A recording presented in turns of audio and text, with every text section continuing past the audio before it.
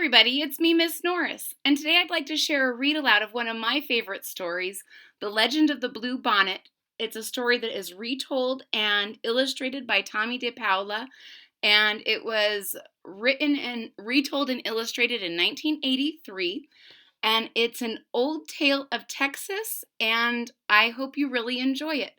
It's a great tale of being able to give thanks and show your appreciation. The Legend of the Blue Bonnet.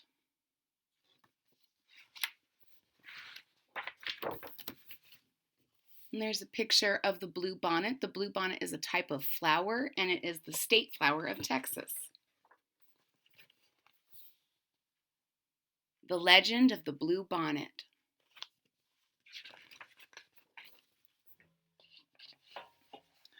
Great spirits, the land is dying. Your people are dying too, the long line of dancers sang. Tell us what we have done to anger you. End this drought. Save your people. Tell us what we must do so you will send the rain that will bring back life. Ooh, so we're starting off heavy duty, guys. There is a drought, which means that there's no water and the crops aren't growing, and the people are saying, what have we done to make you so mad? Tell us what we can do to make it better, and we will do it.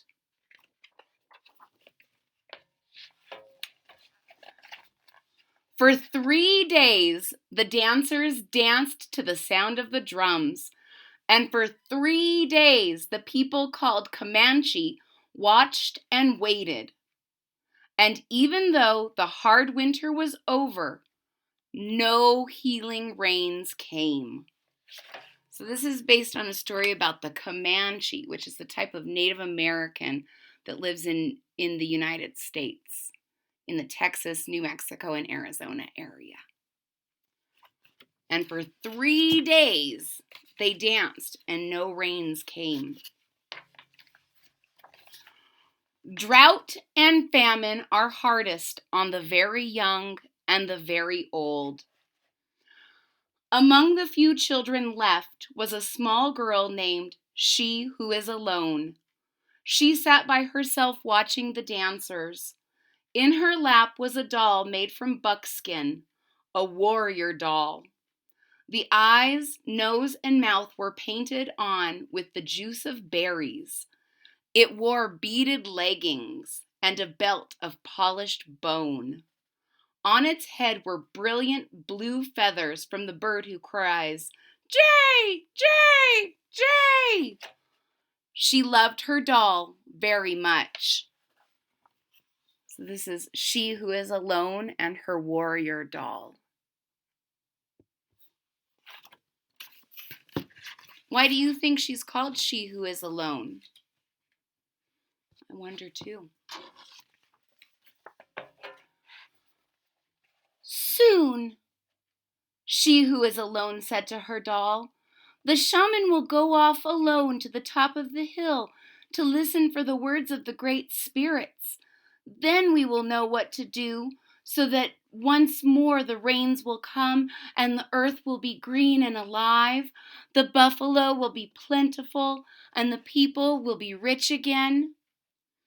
As she talked, she thought of the mother who made the doll, of the father who brought the blue feathers. She thought of the grandfather and grandmother she had never known. They were all like shadows. It seemed long ago that they had died from the famine. The people had named her and cared for her. The warrior doll was the only thing she had left from those distant days. So we just learned that her mother and her father have both passed away, and she's never known her grandmother or grandfather, and the village has taken care of her. But this doll is very important because it's the only thing that she has left from her family. And you can see in the back the shaman, or the kind of the magical man of their community, and he's going to the top of the hill to listen to the great spirits.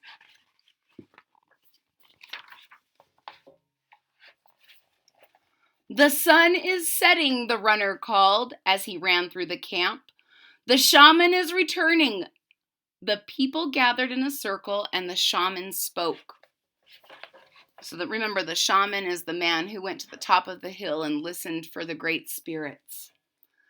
"I have heard the words of the great spirits," he said.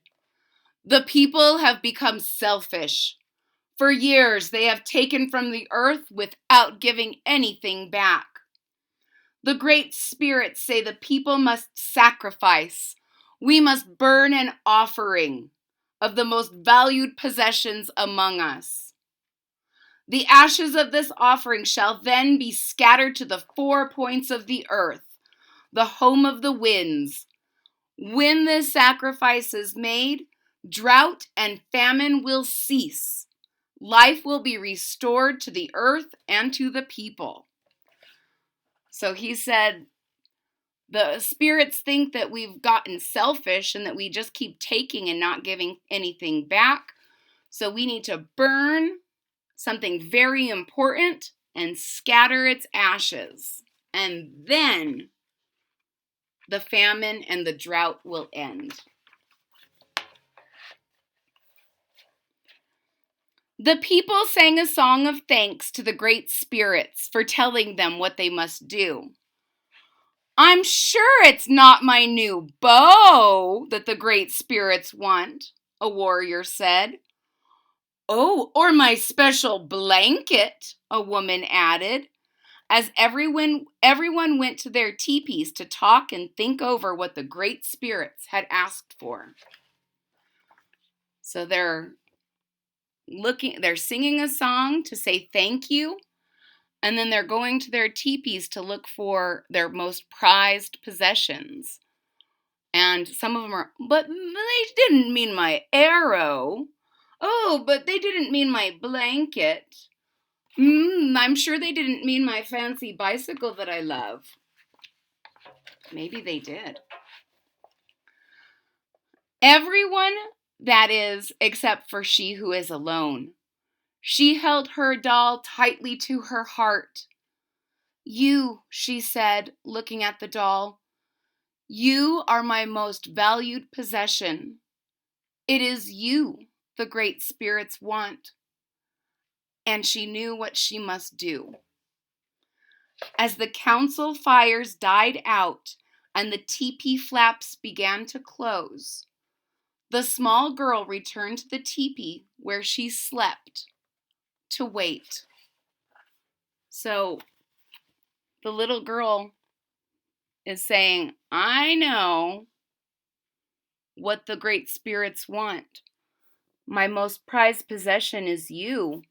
The only thing she has left from her family. And everyone else is going to sleep. But she's taking this really seriously. That night, outside was still except for the distant sound of the night bird with the red wings. Soon everyone in the teepee was asleep, except she who is alone. Under the ashes of the teepee fire, one stick still glowed. She took it and quietly crept into the night.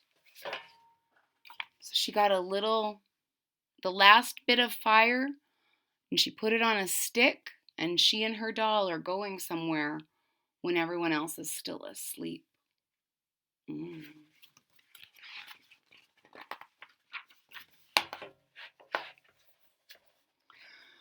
She ran to the place on the hill where the great spirits had spoken to the shaman.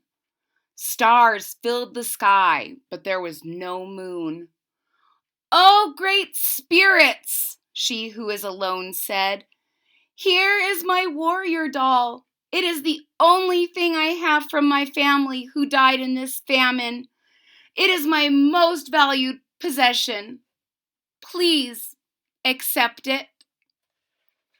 So she says, "I don't have anything. I don't have a family. I don't have anything else except for this doll, but please, please take it and help me save my people."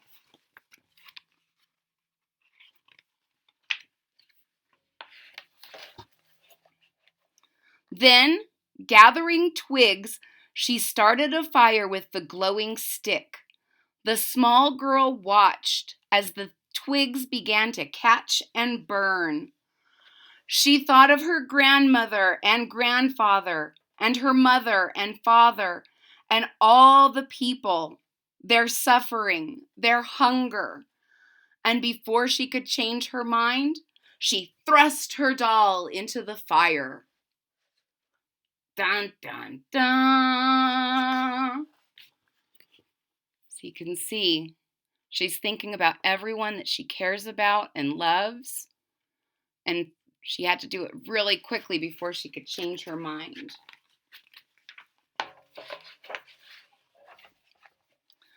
She watched until the flames died down and the ashes had grown cold.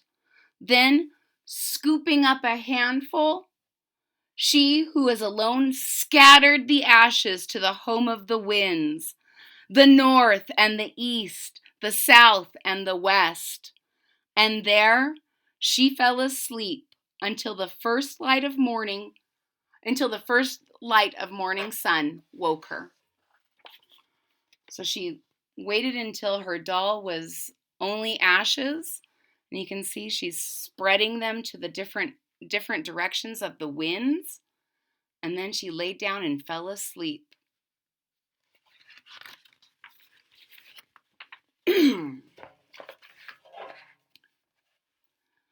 She looked out over the hill, and stretching out from all sides where the ashes had fallen, the ground was covered in flowers, beautiful flowers, as blue as the feathers in the hair of the doll, as blue as the feathers of the bird who cries, "Jay, Jay, Jay!" So you can see she woke up surrounded by flowers.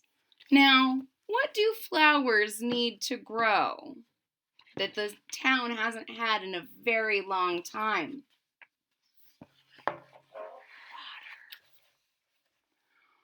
When the people came out of their teepees, they could scarcely believe their eyes. They gathered on the hill with she who is alone to look at the miraculous sight. There was no doubt about it. The flowers were a sign of forgiveness from the great spirits. And as the people sang and danced their thanks to the great spirits, a warm rain began to fall, and the land began to live again. From that day on, the little girl was known by another name, one who dearly loved her people. So you can see everyone is outside saying thank you to the great spirits. And now it's starting to rain, which is what's going to help the plants grow and end the famine. And every spring, the great spirits remember the sacrifice of a little girl and fill the hills and valleys of the land, now called Texas, with the beautiful blue flowers, even to this very day. The end.